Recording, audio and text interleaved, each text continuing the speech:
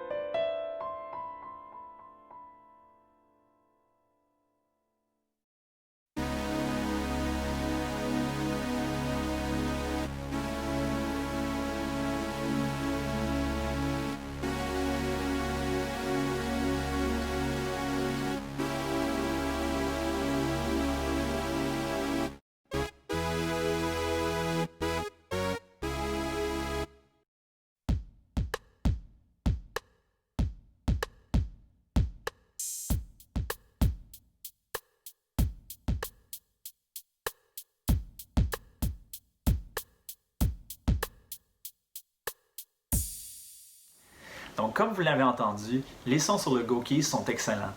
En plus de piano, de synthétiseurs et de kits de drum, comme vous avez entendu, on a aussi accès à des basses, des orgues, des cordes, des cuivres, des guitares et d'autres effets.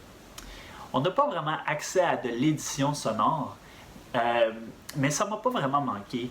Les sons sont tellement de bonne qualité et ils sont tellement nombreux, il y en a plus de 500, que j'ai vraiment pas eu de misère à trouver le son approprié pour ce que j'avais en tête.